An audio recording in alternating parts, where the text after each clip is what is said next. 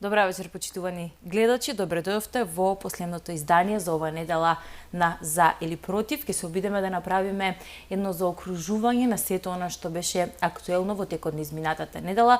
Секако во фокус ќе не биде и денешната посета на високата представничка за надворешна и безбедносна политика на Европската Унија. Ќе биде во фокус и договорот со Обединетото кралство, случајот онкологија, кочени, сите оние работи кои што се најактуелни деновиве. Мој соговорник вечерва е претеникот Лјупчо Пренџов. Добра вечер. Добра вечер или добар ден, може и долг ден од веќе фаќаме во летната сезона, иако временските услови не се такви. Благодарам на поканата и на можноста. Она што во денешниот ден е во фокусот е секако посетата на Каја Калас, која што како висок представник за надворешна и безбедносна политика на Европската Унија оствари средби со министерот за надворешни работи, со премиерот и пораките што ги упати секако беа во таа насока за нашата интеграција во Европската Унија. Таа вели, ако можам да сумирам на кратко нејзината порака, вели работиме на механизам за деблокада на евроинтеграцијскиот процес.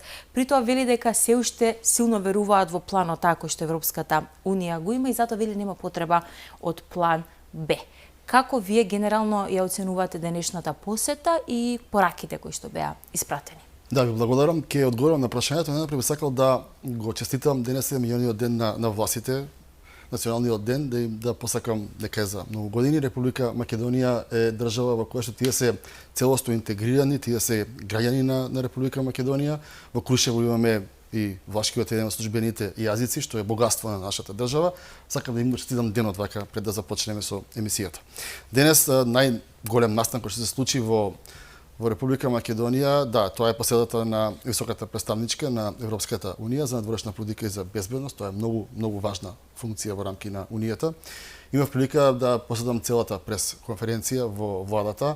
Мислам дека пораките беа целосно јасни и дека нашиот приоритет во следниот период се вика Европската Унија и нашата држава, се разбира, нема друга варијанта освен интеграција целосна во рамки на Европската Унија, во рамки на тоа едно големо семејство, но истовремено стоиме на своите позиции, стоиме сите оние наши тези кои што сме ги зборувале, сме ги комуницирале со граѓаните во изминатиот период и едноставно она кое што е добро е тоа што Македонија во следниот период ќе има шанса, ќе има можност да пред целиот свет ја каже својата вистина.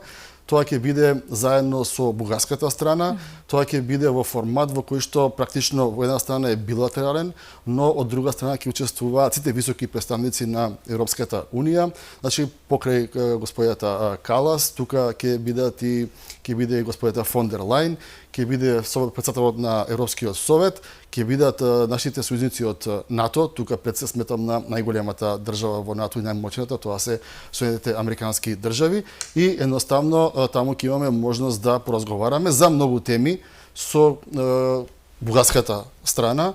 Таму ќе можеме, ние никогаш не сме барале ништо повеќе освен вистината и ние секогаш сме народ кој што, како велат, туѓото не го бараме, но своето не сакаме да го дадеме и нема да го дадеме. И едноставно сметаме дека заслужуваме да бидеме дел од тоа европско семејство, сметаме дека премногу отстапки направивме, сметаме дека сме држава која што нема типичен пат до Европската Унија. И тука, ако ми дозволите, ќе направам само една мала компарација со она што се случува во моментот. Например, знаеме дека Европската Унија за државите од Западен Балкан, каде што припаѓаме и ние, има ставено транша од 750 милиарди евра во следниот период, дел ќе бидат грантови, тоа се бесплатни средства, дел ќе бидат кредити и за тоа ни има дадена домашна задача на сите држави од Западен Балкан.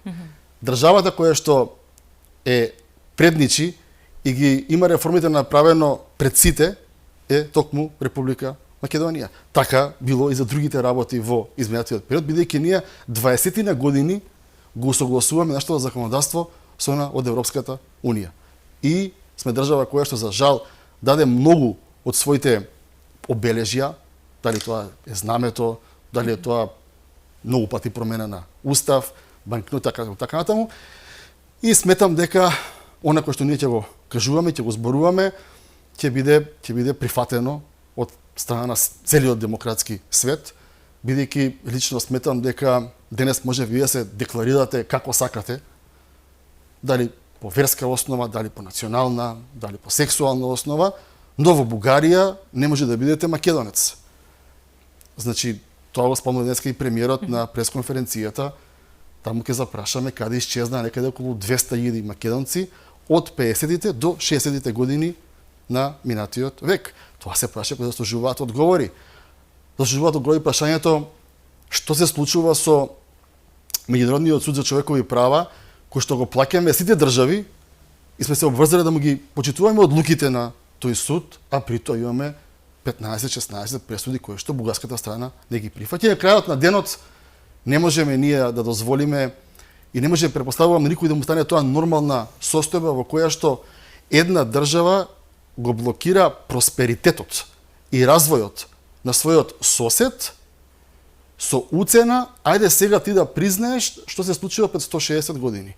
Мислам дека сите аргументи, мислам дека европските вредности се на наша страна, ние од тоа нема да отстапиме, ќе продолжиме да работиме во секаде каде што ќе ни се пружи шанса, и во Брисел, и во НАТО, и во Рим, и во Берлин, и во Париз, и во Софија, се додека не успееме да загарантираме сигурност, безбедност и просперитет на македонскиот народ. Оно што го оставив како наслов, а во кој што во суштина и фокусот на ова што го зборуваме, дека Македонија не се откажува од Европската унија, ние нашиот стратешки пат одамна го имаме трасирано и чекориме натаму, не се откажуваме, но оно што може да го видиме дека се обидуваме да ги зајакнеме и стратешките партнерства, не налегна оние договори кои што беа доста штетни, од кои што трпиме последици, зборувам за договорот нели со Бугарија, кој што еве ги гледаме последиците делни сега, но и ќе позборуваме за начинот на кој што овие стратешки партнерства нели се реализираат малку подоле, но би сакала уште кратко да се задржиме на оваа тема, бидејќи во пресконференцијата премиерот Мицковски вели дека особено во темата кога станува збор нели за нашиот пат кон Европската унија и сето она што сега се прави, што се правило претходно, потсети на изминативе неколку години дека штетата што е направена, односно во изминативе години е доста сериозна. Како ќе си опоравиме таа нанесена штета, ако може така да се каже, и дека, како што вели премиерот Мицковски, главниот виновник да го бараме во претходната влада? Вака ќе ве потсетам и вас и јавноста дека во 2017 година владата на 1 јунија превзема Зоран Заев. На 27 јуни се комплетираше владата, а на 1 август тој го потпиша договорот за добрососедство и пријателство со Бугарија. Значи договор кој што првиот договор кој што го потпиша. Тоа е практично мајката на сите проблеми понатаму. Видете, тој договор преходно 25 години го преговарале многу влади и многу премиери со години, со цели мандати, кои 4, кои 6, кои 10 години го преговарале, никој не се оспорил тоа да го потпише, а доколку вие за 30 дена тоа го потпишете, тоа многу зборува за тоа што го има внатре. И тоа многу зборува дека вие сте станале да бидете премиер на изгубени избори во демократска држава. И тука претпоставувам дека после определена дистанца ќе суди историјата за тоа што се случило со тој договор, како наеднаш за 15 дена се потпишува нешто што не се потпишало. Дали преходно имало други соработки, какви биле тие соработки, многу прашања ќе се отворат, но тоа е една друга тема. Денес светот се соочува со влада која што не се инаети, но истовремено не е корумпирана и не замижува пред интересите на оние кои што не плаќаат. Мене ме плаќате вие, граѓаните, и нас ни е должно да се грижиме за иднината на државата, на секој ден кој што живее во Република Македонија, независно од етничката, верската или половата припадност. И целиот овој склоп на промена на Македонија, зајакнување на односите со Соединетите американски држави, претпоставам ќе зборуваме и за економијата во денешното интервју, правење сојуз многу силен со Велика Британија, кој што се случува во моментот, тоа е практично една промена на целокупниот изглед и начин на функционирање на Македонија од држава која што е речиси неважна на Балканскиот полуостров во држава која што граби напред знае што сака и има проектирана цел кон која што се движи. Така што тоа се делови кои што многу значат во нашите позиции кога ќе разговараме во следниот период, во нашите погледи во однос на балканската геополитика и мислам дека добри работи се случуваат и едноставно сите ние кои што живееме во Република Македонија тоа го заслужуваме после долго време. Уште на работа во фокусот деновиве, особено изминативе неколку дена, а она што во суштини вчера беше потпишано во Лондон, а тоа е договорот со Обединетото кралство, нешто што исто така е дел од таа стратешка иницијатива, стратешки договор и ќе позборуваме за можностите кои што се поврзани со овој договор во областа на образованието, инфраструктурата и слично. Но најпрво би сакала, иако дел нешто одговоривте, кое е значењето за ваков договор за Македонија? А генерално и како билатерални односи? Знаете како македонецот во наназад 200 години една од главните работи покрај тоа што сака да се ослободи и да формира своја самостојна суверена држава, се трудел да придобие некои од големите сили. За разлика од другите држави на Балканот пред многу векови, Македонија немала директна комуникација со големи сили и практично сега ова што се случува преку други сега ова што се случува, на пример, конекцијата со големите сили и потпишување на стратешко партнерство со Обединетото кралство, со Соединетите американски држави. Европската унија како наш исто така стратешки партнер и онаму каде што сакаме да се гледаме во следниот период е практично сон на сите на генерации на македонци од изминатиот период. И тоа е добро и кон тоа треба да пристапиме многу одговорно пред се, многу честно и да работиме за тоа да се проширува и да продолжи. Потребни ли се и нели имаше одредени критики од опозицијата, власта од друга страна го најави како историски договор, меѓутоа опозицијата упати сериозни критики од тоа дека со договорот ќе се носат мигранти, па до тоа дека се криеле одредени работи во самиот договор. Што мислите за ваквите обвинувања и дали обвинувањата дека треба да сме, односно стратегијата да сме сконцентрирани само на патот на Европската унија, дали тоа значи дека треба да ги запоставиме со сите останати комуникации, партнерства и релации со другите држави? Не, тоа никој не го ни бара од нас. Пак ќе ви кажам, сакам тоа само да ние го сме држава и ние сме раководство кое што има чест да управува со Република Македонија за да направи просперитет за секој гајанин. Основен просперитет се разбира економски просперитет.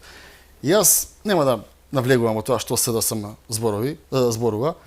Тие мора нешто да кажат на дневна пресконференција, иако сметам дека кога се случуваат убави работи, ако немаат доблест тоа да го поздрават, можеби е подобро да молчат, бидејќи овака наистина тоа нивна работа. Она кој сакам да информирам јавноста е тоа дека следната недела ќе дојдат договорите во собранието. Тоа е се јавно, ништо нема тајно. Тоа е прво.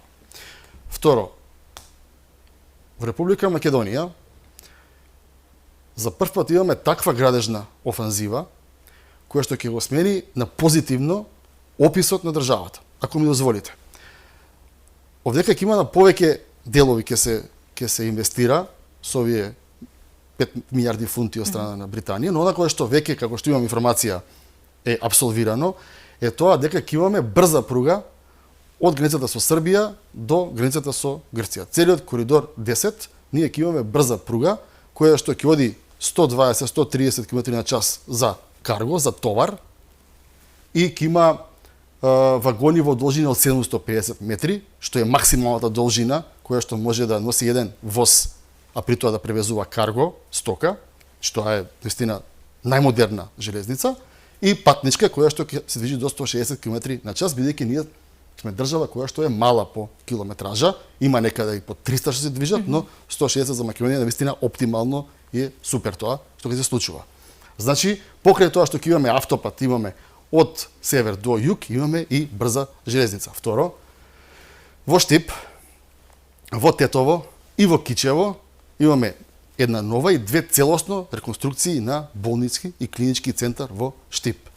Покрај тоа што ќе има клинички центар во Штип, ќе се отвори и медицински факултет кој што при тоа ќе има и студентски дом со некаде околу 200 легла, што влегува веќе во образованието, бидејќи тоа е поврзано со здравството во конкретниот случај. Овие две работи, отприлика некаде околу 2 милиарди ќе чини самата брза пруга, железница, и некаде околу 200 милиони ќе чинат овие 3 болници и медицинскиот факултет заедно со студентскиот дом. И продолжуваме понатаму за нови проекти. Паралелно со тоа се гради автопат од Прилеп до Битола, кој што претпоставуваме дека во следниот период ќе биде проширен и до граница, веќе се прави клучка околу Битола. Паралелно се работи на ново автопатско решение од Тетово до Гостивар. Во завршна фаза е веќе и тендирањето на Гостивар до Букојчани.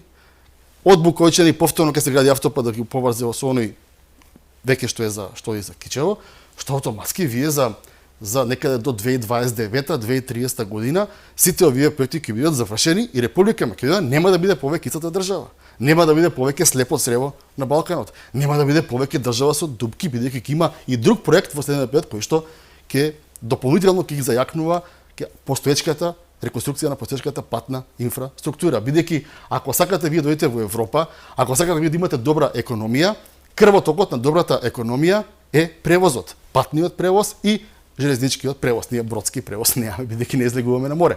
И тоа навистина е нешто што е одлично. Зборуваат за кредит, зборуваат за долгови. Тука сакам да апострофирам следното. Ние нема да се задолжиме со средства, со цел да ги земеме тие пари и да ги поделиме за ваучери во Охрид. Бидејќи во 2021-2022 година милиарди се земаа кредити, се даваа и се за ваучери во Охрид. Задолжувањето е за автопати и задолжувањето е за брза пруга. Нешто што само на телевизија сме го гледале и што одиме во некоја соседна држава, се повозиме да видиме како е. Тоа за 4-5 години во Македонија ќе биде реалност. И она што е најважно. За разлика од претходните влади, тоа и од владата ни го соопштија, грешките кои што ги правеле претходните влади со овој договор нема да бидат. Што сакам да кажам? Парите и исплатата на кредитите кои што ние треба да ги платиме кон конкретно овој проект ќе биде со грейс период од завршување на работата. Значи, кога автопатот ќе биде готов, ќе почнеме ние да го продолжуваме, да го користиме, тогаш почнува отплата на главнината на земениот кредит. Тогаш и тој што го прави, и тој што финансира, во случајот Обединетото кралство на Велика Британија, има интерес да заврши се во рекордно време, бидејќи тој сака да ги пласира средствата, тоа си добие, се разбира, и повратно, и фирмата треба да испорача она кое што го добила тендерот. И трето, некаде околу, од тоа што има информација, 70% од фирмите кои што ќе учествуваат, кои што ќе градат, ќе бидат наши македонски фирми во собственост на наши македонски државјани. И сега вие кога имате тоа на маса, наместо да земете да го поздравите, да кажете тука сме, ако треба нешто за совет, за мислење да ве поддржиме, тие излегуваат со некои тривијални, полусмешни конференции, јас навистина не можам да се изначудам. Оваков договор значи многу, да сублимирам, и економски, и за нашето стопанство, и за нашиот GDP, но и за меѓународната положба на Република Македонија. Со векови се трудиме да имаме наши стратешки партнери, некои од големите сили, и сега тоа се случува и мислам дека треба да го поздравиме сите тоа заедно. Кажавте и тоа е дефинитивно нешто што е де факто и непроменливо, дека не излегуваме на море и дека ние треба да искористиме останатите наши капацитети и можности како да се позиционираме како помала држава и да ги искористиме останатите бенефити при таа трговија која што неминовно поминува од овој пат. Ја споменавте инфраструктурата и како тоа се би било поволно за компаниите, дека македонски компании би работели. Тоа подразбира и полесен транспорт, комуникација и се останато. Но ако позборуваме за домашната економија, за домашните фирми, за растот на нашата држава, која станува збор во таа смисла, еден од најголемите проблеми кои што можеби се соочуваат и фирмите и граѓаните се секако корупцијата и судството. И тоа е и нотирано во извештаите на Европската унија. Како гледате дека и дали добро се справува и се бори, бидејќи тоа беше една од поентите, односно точките на кои што се заложи да работи оваа влада, а тоа е борбата со корупцијата. Бидејќи кога се би било малку подобро во ова поле, кога корупцијата не би цветала како што цветала до сега, тогаш и повеќе храброст има за младите да си отвараат, нели, и да работат и да се создава во оваа држава. Да, тоа е многу важна работа, но додека го поставувавте прашањето особено за трговијата, за размената, ми текна да сакам да споделам и со вас и со јавноста. Пред неколку часа во рамки на собранието има моментално надзорна расправа во поглед на воздухот. И еден од оние кој што беше повикан да зборува во собранието беше актуелниот директор на Царина. Во разговори со него, официјални бројки ни соопштија тоа е дека од 1 јануари тековнава 2025 година до денес Царината наплатила за 2 милиарди и 343 милиони денари повеќе во споредба со ланскиот период од 1 до 24 мај. Што ни кажува ова? Тоа ви кажува 2 милиарди и 343 милиони не биле платени. Го прашав добро, а увоз, извоз, вика, се е исто во 0,5, 0,2% повеќе нешто помалку, се е исто. Каде завршува? Се е исто, но денес Република Македонија и ние граѓаните сме побогати за 2 милиарди 343 милиони денари. Само разликата е тоа. Сумата многу поголема, се разбира, кој што наплаќаме од царината.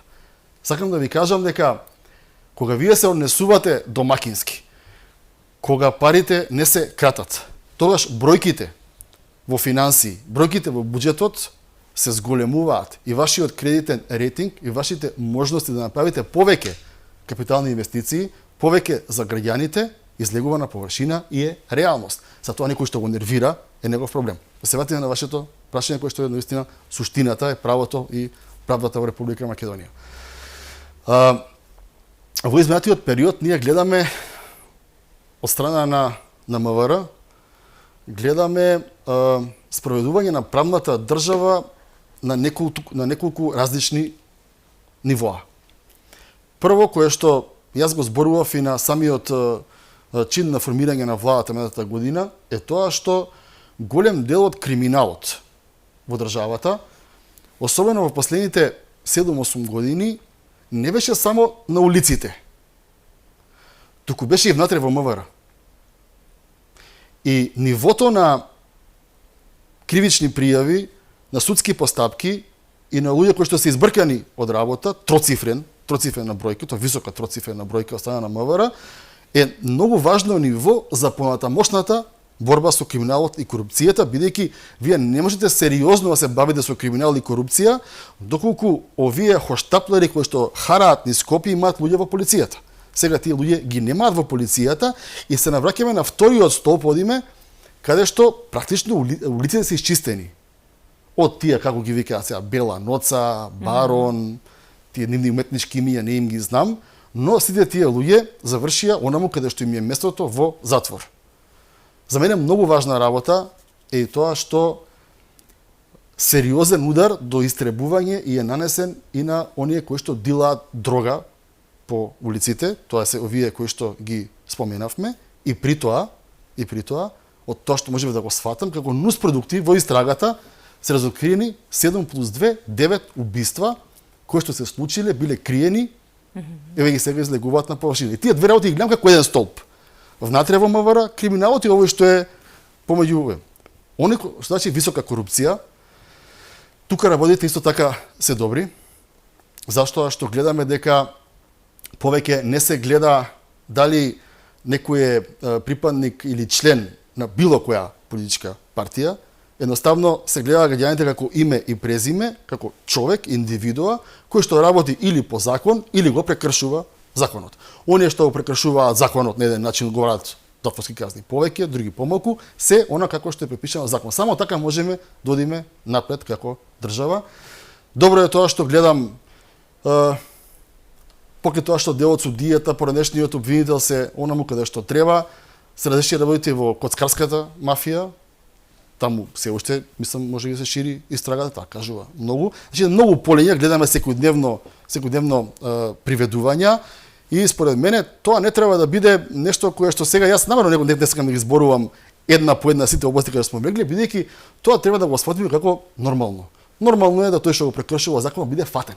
Тоа е клучното и нормално е потоа да биде процесуиран. Вие медиумите известувате, но за мене, за вас, за нашите семејства кои што не гледаат, најважни се проективе за тоа како Македонија ќе оди напред, а една од основните причини зошто ние одиме напред, затоа што криминалот, корупцијата, улиците стануваат како што треба.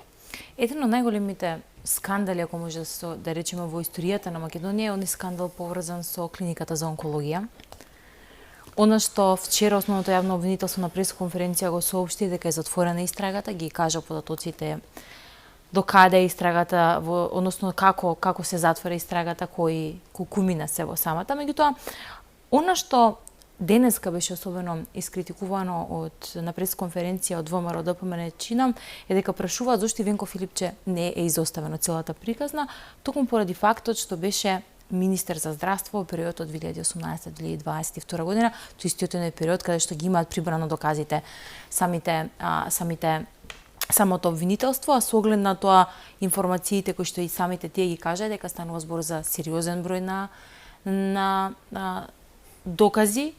И она што ова ќе биде едно потпрашање, она што за мене беше и за јавноста чинам најстрашно е што од оние информации вчера што беа споделени покрај начинот на кој што еве обвинителството ги сомничи дека односно несоодветствено ги третирале пациентите, е тоа што не можеле да најдат вештак кој што непристрасно ќе ги работи материјалите и доказите. Тоа ни зборува многу за тоа во каква состојба сме. Да не може да најдете домашен вештак кој што непристрасно ќе ги работи доказите. Да. За еден од најголемите скандали во... Да. За тој скандал бев директно вклучен во таа анкетна комисија, колешката Мизрахија ја водеше истата и практично не постоеше сведок, особено од областа на економскиот потенцијален за тогаш криминал, кој што не му поставува прашања во рамки на собранието. Ја видов вчера пресконференцијата, дури и не ми се веруваше како случајот се обидуваат да го затворат. И тоа се да биде сите во тие рамки... работи кои што вие ги имавте како докази, да, би сакала баше на паралела да не. И се тоа да биде во рамки само на клиниката, да бидат виновни неколку лекари, Нино Васев и економскиот директор. Да. Неспорно е тоа. Но тука се поставуваат многу други прашања. Ако некој ви дал, а вие сте земале, двајцата правите прекршување на законот. Ја очекувам и двајцата да имате соодветна одговорност. Тоа е прво. Второ, мене ми е чудно како може најдиректно одговорниот, како што вие споменавте, да не биде опфатен со обвинение. Мене ми е чудно како може оној кој што ги исплаќал тие средства, а биле надвор од договор, од наши народни пари, да биде надвор од истрага. И јас мислам дека овој случај заслужува многу посериозна обсервација и од нас, и од јавноста, и од истражувачкото новинарство, бидејќи овој случај мислам дека треба уште многу посериозно да се разградува и да се истражува. Сметате дека има уште материјали каде што треба да се прошири? Јас од тоа што можев, видите, јас не сум обвинител, но немам доверба во обвинителството. Јас сум еден од тие 98% што нема доверба во обвинителството. И од она кое што имав прилика да го слушнам од страна на некои од сега обвинетите, надвор од камерите, ми кажува дека уште минимум 5 луѓе треба да бидат осомничени за скандалот со онкологија. Но за ова лично ќе се заангажирам во следниот период. Не би сакал вака по емисии, ќе се само што дали очекувате дека може да вие ќе би го продолжиле тоа институционално, меѓутоа дали имате барем малку кажете дека немате договор, меѓутоа Јас лично зборувам, за мене лично. Вие лично вас ве прашувам. Како бидејќи имаше одредени ќе зборуваме нели за Кочани кратко, меѓутоа повеќе од година и пол чинам можда веќе некај 2 години од кога излезе скандалот со онкологија, но дали очекувате да има нови обвиненија, нови осомничени, бидејќи тие кажа дека има доста материјал, или тоа може да го чекаме во текот на постапката, или мислите дека тоа е тоа дека вака ќе се обиде да ја затворат? Видете, јас не сум човек кој што се радува на тоа колку луѓе се обвинети. Да, меѓутоа ова е еден од најголемите скандали, има луѓе кои што се лечат во моментов и кој што сака да бидат обвинети онолку колку што се огрешиле од законот, онолку колку што злоупотребиле сожбената положба и онолку колку што украле на сметка на здравието на најтешките пациенти. Дали се 2 или 20, мене тоа ништо не ми значи како човек. Мене ми значи како граѓанин на оваа држава, дали некој кој што направил сериозен криминал, нечовечко однесување, надвор од етиката, надвор од секој морал, да биде соодветно казнет од ова наше општество за утре на друг, да не му текне нешто слично да се повтори. Затоа јас никогаш не зборувам со бројки. Доволно се 8 луѓе, доволно се 3. Не, колку се, толку се, ама да бидат сите. Од прв до последен и да испратиме пораката дека криминал во Македонија е недозволиво и особено во делот на здравствените работници, нивната заклетва, пациентите најтешко болни и средствата кои што се по стотици илјади евра на еден наш сограѓанин, тие се многу скапи терапии, ги плаќаме сите ние граѓаните, така треба да биде. Секој од нас може да се случи тоа. Ние сме социјална држава, се грижиме еден за друг, тоа јас го поддржувам, но за секоја злоупотреба мора да има соодветна одговорност. И претпоставувам дека секој што не следи на малите екрани размислува дека мора да има одговорност за секој кој што направил нешто што не треба или украл народни пари. Сите ги плаќаме тие и бараме да има одговорност за истите. Уште кратко пред да направиме на пауза, уште една исто така најголема трагедија со која што се соочила Македонија е трагедијата во Кочани. Дај Боже што е можно повеќе млади да се вратат, да се опорават, да бидат што е можно подобро, меѓутоа за жал 62 го загубија животот таму.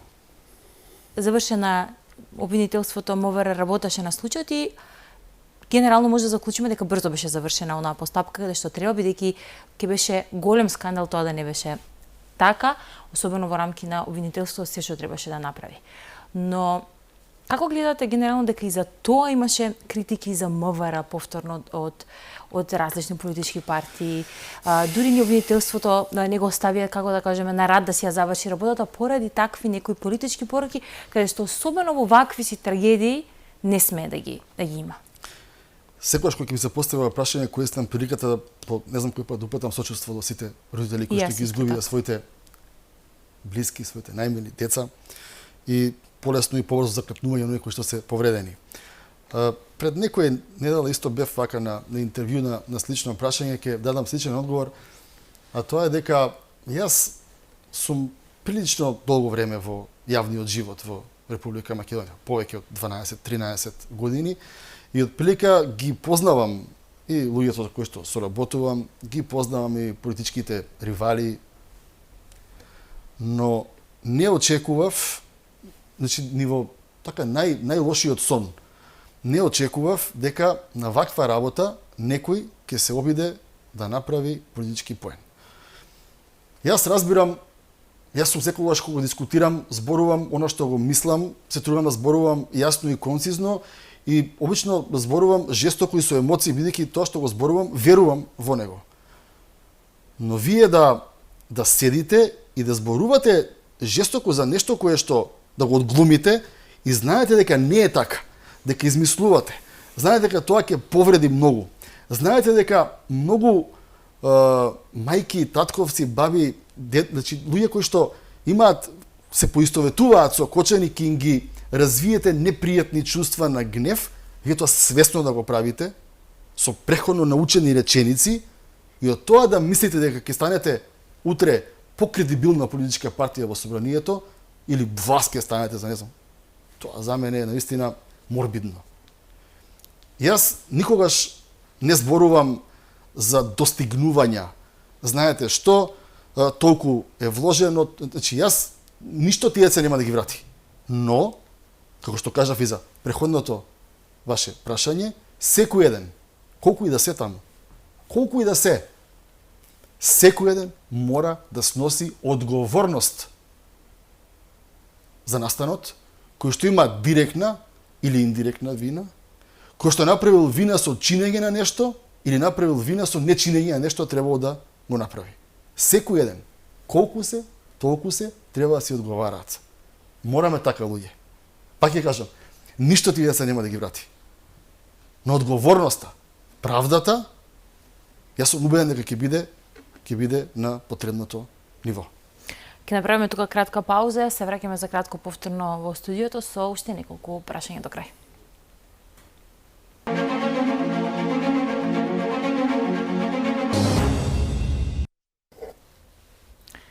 Да, се враќаме назад во студиото, продолжуваме таму каде што застанавме и отворивме темата со случувањата во Македонија.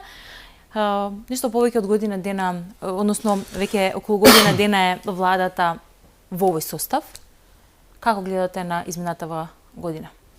Гледам позитивно. Сметам дека државата ја стабилизиравме, ја довезовме на нулта состојба, бидејќи бевме длабоко навлезени во долгови на министерства, во буџет кој што бил несоодветно испланиран. Доаѓате вие, ви пишува едни долгови, потоа стасуваат фактури од фирми, ги проверувате нерегистрирани фактури, значи дополнително плюс. Многу средства се вратија назад на сметката на владата, на сметката на многу други министерства. Тоа беше едниот дел со блокирањата. Успеавме, ветивме дека во првата една година од мандатот дека ќе им ја зголемиме линеарно за 5000 денари пензијата на сите пензионери. Успеавме тоа за 9-10 месеци да го направиме на 2 пати по 2500 денари. Драго ми е тоа што успеавме да ја зголемиме платата на работниците во образованието на сите за 46% наредни 4 години, со тоа што секој еден професор, еден просветен работник ќе може да си ги планира своите приходи, точно ќе знае од сега до 4 години како ќе му се зголемува платата, кога ќе му се зголемува платата, за колку ќе му се зголемува платата. Драго ми е тоа што успеавме да ги качиме платите за 10% и во МВР, таму се некаде околу 12.000 вработени. Многу ми е драго што успеавме да се покачат и платите на делозаствените работници, тука мислам пред се на медицинските сестри, кои што беа навистина запоставени во изминатите влади, сите од самостојноста.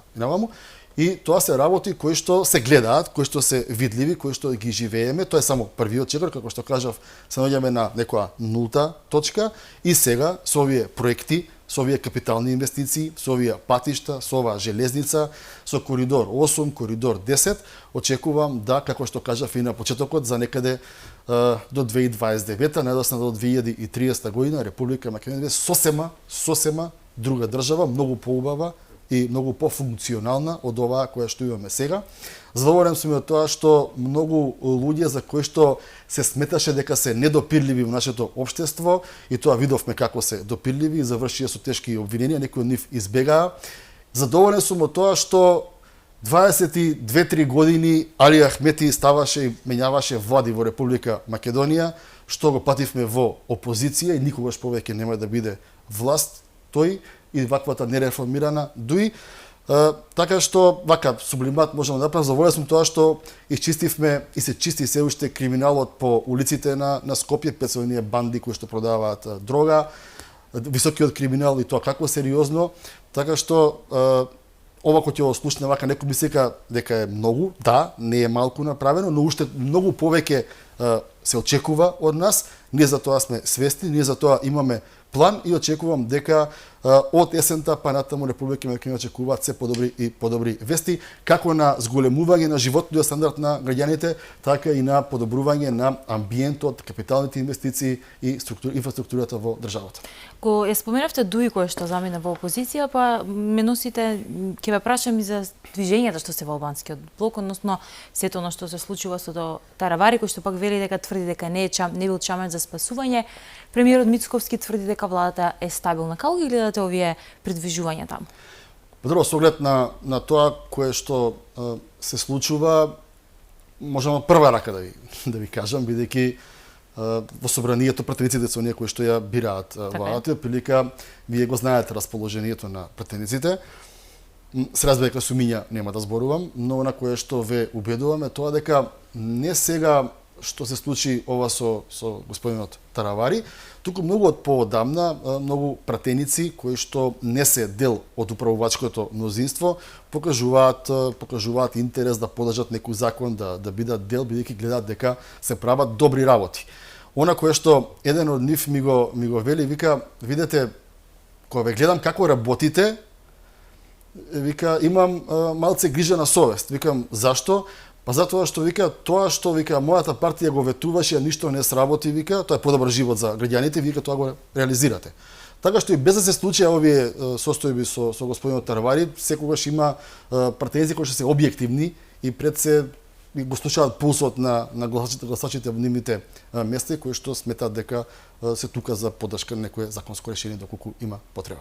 Го споменавте собранието како пратеник, што да заокружиме што се очекува следно во собранието, можеби нешто што некој законник во каде се движи собраниската расправа. Ништо што би требало да информирате јавноста во ова. Па добро, еве ќе информирам јавноста дека во текот на следната недела очекуваме договорот кој што ќе биде со Обединетото кралство, кој што ќе биде очиглед на јавноста, преведен на македонски јазик, кој што секој ќе може да го прочита и да се увериме сите дека нема да има никакви кампови, нема да има никакви работи кои што се измислуваа во изминатиот период, дека е за убаво, ги кажав кои се проектите, ќе имаме можност да ги видиме и по-детално.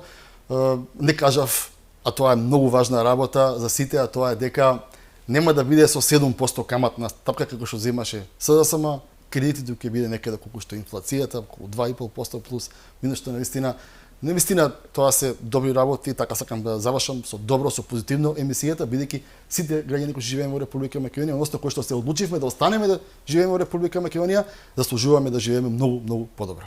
Ви благодарам за вечерашното гостување. Ви благодарам за поканата.